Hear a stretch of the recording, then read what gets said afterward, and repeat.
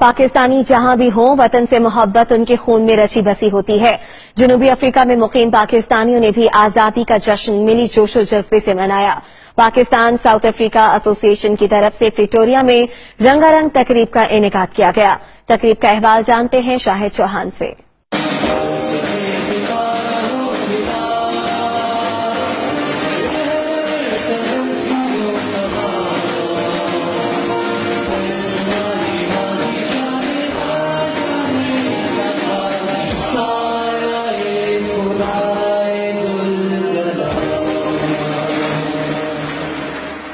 پاکستان کے 71ویں یوم آزادی کے موقع پر پاکستان ساؤتھ افریقہ ایسوسی ایشن کی طرف سے جشن آزادی کی مرکزی تقریب کا اہتمام پریٹوریا کے علاقے لوڈیم کے وسیع و عریض کمیونٹی ہال میں کیا گیا۔ تقریب کے مہمان خصوصی high commissioner of Pakistan doctor Sohail Khan اور ساؤتھ افریقہ کے آرمی چیف جنرل لینڈلے یم تھے۔ ساؤتھ افریقہ میں مقیم پاکستانی نامور گلوکار جانی پنجاب نے خوبصورت اور دلکش ملی نغمے گا کر تقریب کو مزید پر رونق بنا دیا۔ اس موقع پر شرکاء بھنگڑے ڈالتے رہے۔ پاکستانی نژاد ساؤتھ افریقن بچی لامیا محمد نے خوبصورت ملی نغمہ گا کر میلہ لوٹ لیا۔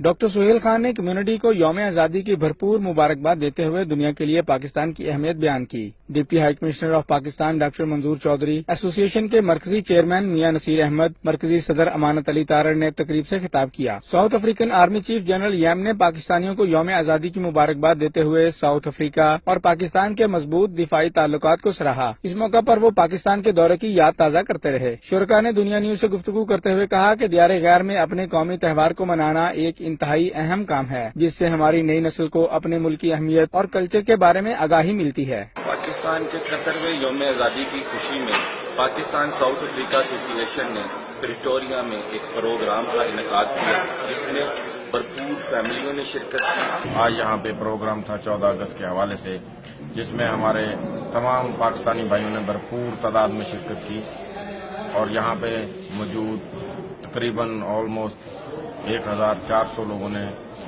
بڑے ہی گرمجوشی کا مظاہرہ کیا اور اس پروگرام کو ایک اعلیٰ شان بخشی۔ پاکستان ساؤتھ افریقہ ایسوسی ایشن نے ہر سال کی طرح اس سال بھی بھرپور طریقے سے پاکستان یوم آزادی کا پروگرام بھرپور طریقے سے ساؤتھ افریقہ میں منایا ہے۔ تقریب کے اختتام پر پاکستان کی 71ویں سالگرہ کا کیک کاٹا گیا اور تمام شرکاء کی پاکستانی روایتی کھانوں سے تواضع کی گئی۔ اور ابھی